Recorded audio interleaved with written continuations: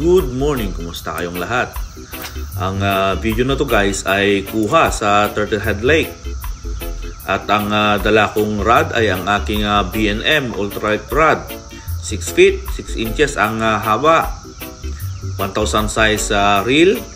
At ang naka-spool dito na line ay 6 pounds braid. At 6 pounds fluorocarbon for the leader. 1/8 ounce bullet weight. At 1/0 light wire mosquito hook by owner. At ang gagamitin natin ngayong rig guys ay ang wacky rig. At ang dala kong lure ay ang Zoom Finesse Trickworm sprayed grass color. Kita nyo medyo makulimlim ang kalangitan ngayon kasi uulan daw mamaya. So hopefully makakahuli tayo bago pa umulan para maipakita ko sa inyo kung gaano ka-effective ang wacky rig gamit itong Zoom Finesse Trickworm. Alright, lipat tayo guys.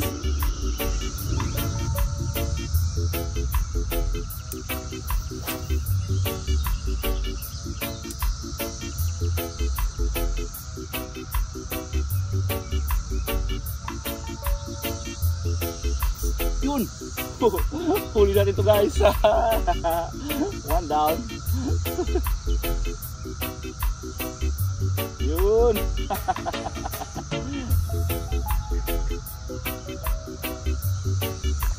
Yun.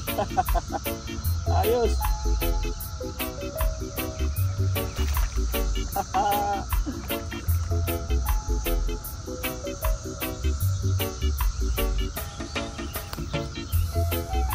Yun, one down.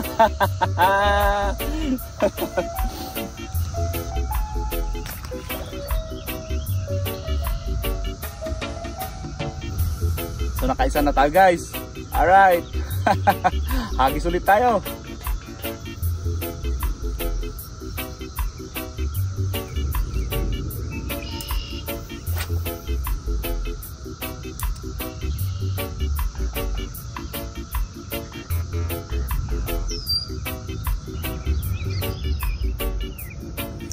Yun. Huli na naman guys. Parang mas malaki to guys kumpara sa una.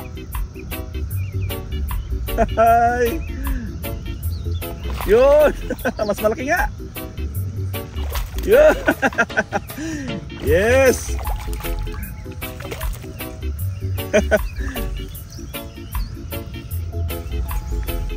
So another one guys.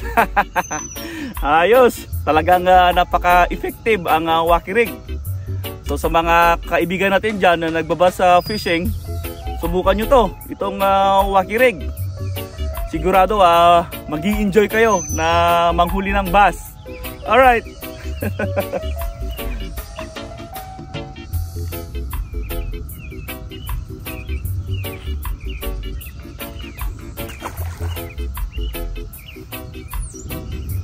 At ganito naman guys ang retrieve ko pag gumagamit ako ng wacky rig.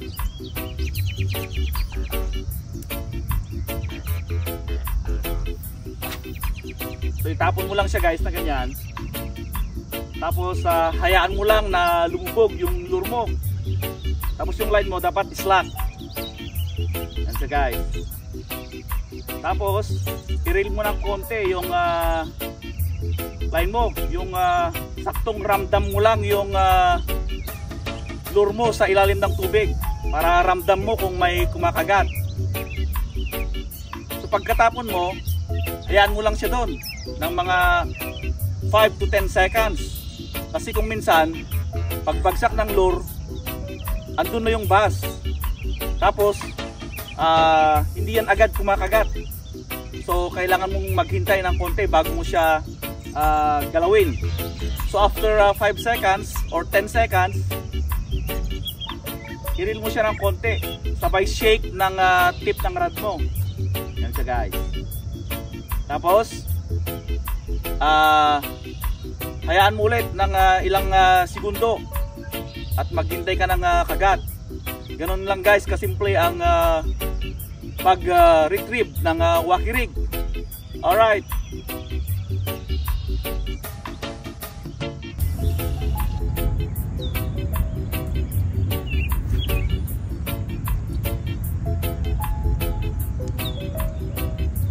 So yun guys, nag-umpisa ng kumulog at kumidlat.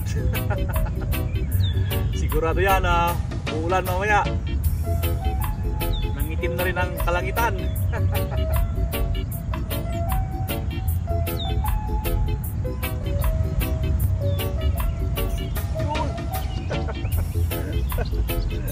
May huli tayo dito guys. Pero mukhang maliit. Oh, may sumusunod pa siya kasama guys. Yun, dami nila. Ayun. Yan siya guys. Maliit na largemouth bass. Alright.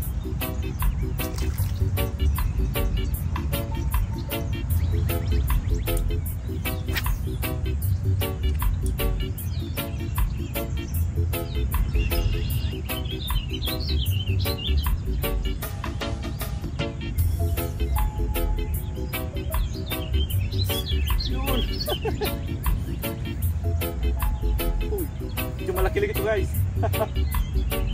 Ako, pumasok pa sa damo. Yun.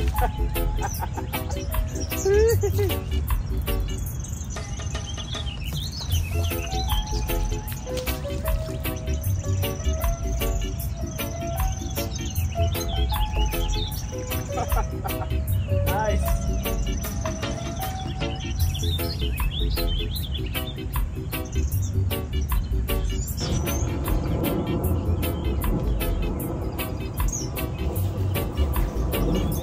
Yes, another one.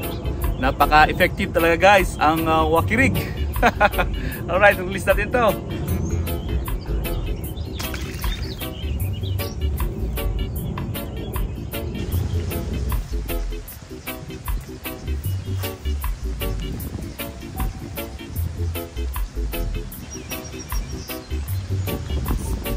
Yun. Ang ganda ng hookset natin guys.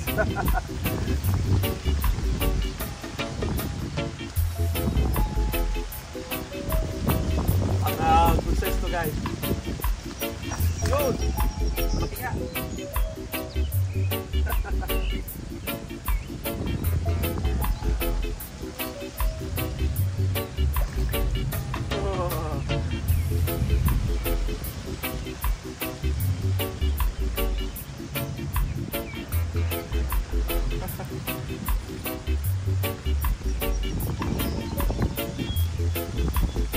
Yes! Another one guys. Ang ganda ng size. Yes!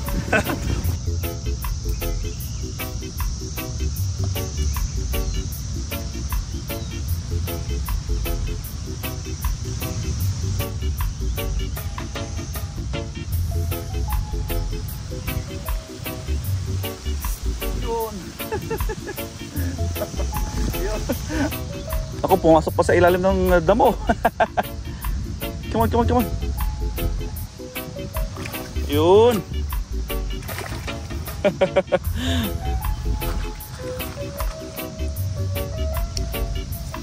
Yes. Ayan so guys, may tama itong bass na ito. Ayan siya guys. Hindi ko alam kung saan siya nasugat. Alright guys, release natin itong bass na to.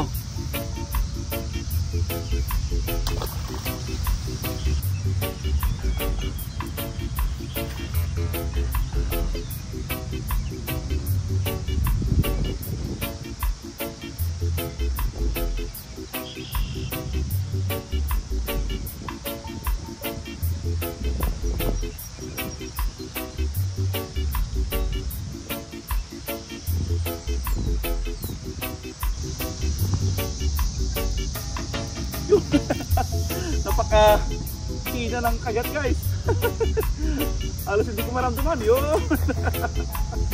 Another one. Parang may pumitik lang ng konti guys. Halos hindi ko naramdaman yung kagat niya. Yun. Yes. Pang siyam na nating bass ito guys.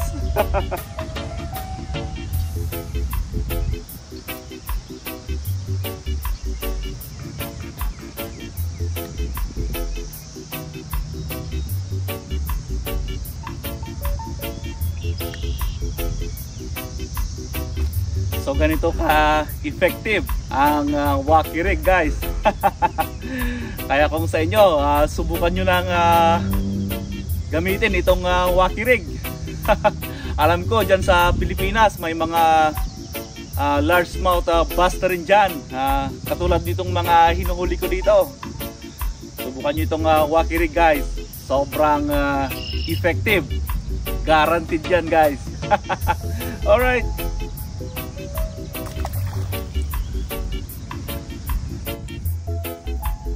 So ito yung wacky rig setup natin guys. Bali ito yung 1/0 na mosquito hook. Ginagamit ko rin siya sa drop shotting. Tapos 1/8 ounce na bullet sinker. Tapos ito yung plastic worm natin guys. Ito yung Zoom Finesse na trick worm. Ito siya guys. So ito yung hook natin. Hanapin lang natin yung sentro ng worm. Tapos ganyan mo lang siya guys. I-hook mo lang siya sa gitna. True and true. So yan na siya guys. So ganyan na ang magiging itsura ng wacky rig guys. At saka yung worm. Ganyan lang kasimple guys. Pero talagang napaka-effective sa bass fishing. Alright.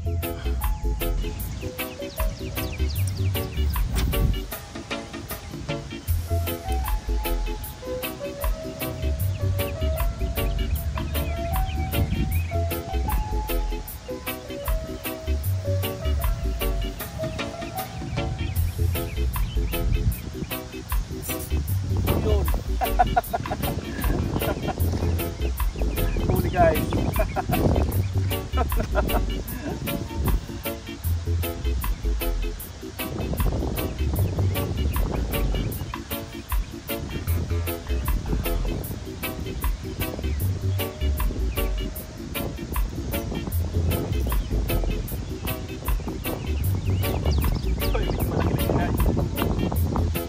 Yun.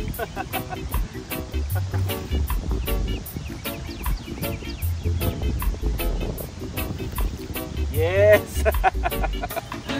Ayan guys, good size na naman. Ayos. Ganda ng tama. Alright.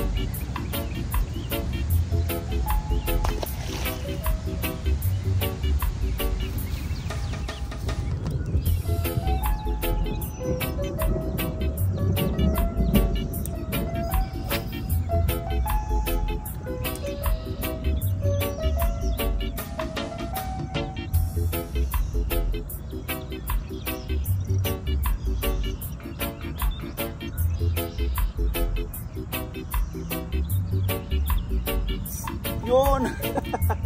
Another one guys. Yee-hee.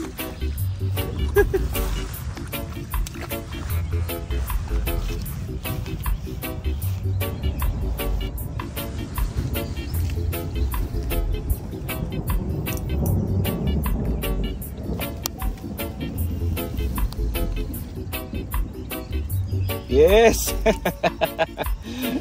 May kasama pang damo.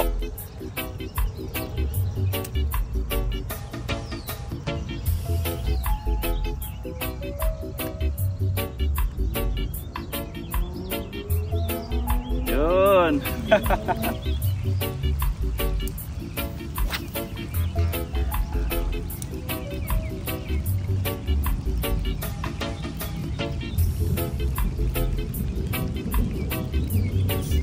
Yun, another one. Yes. Grabe guys, sunod-sunod ang huli. Oy, medyo malaki-laki ito guys. Ingat na ingat ako kasi 6 pounds lang yung leader line natin.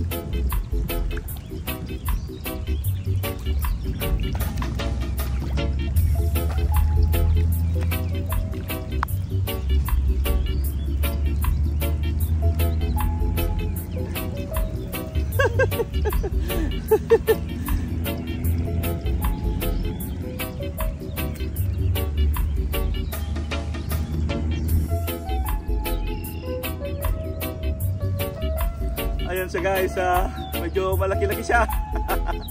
Alright, release natin to. Yes!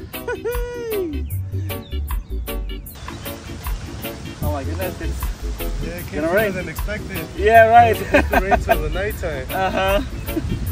Yeah, that's what the weather forecast said. Yeah, Gonna that's why I be- was like, it's gonna be a good day today, but Yeah, right. It came Now right it here. starts raining. yeah, and it seems like it might just like pass by, but Yeah. it's gonna get heavy, so.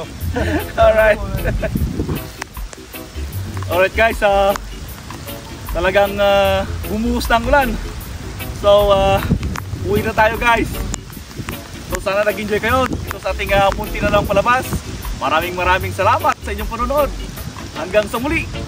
So yan guys, andito na tayo sa sasakyan. Buti na lang malapit itong parking lot sa pinagfishingan natin. May kasampang yelo ang ulan. Grabe guys, ang lakas. Alright.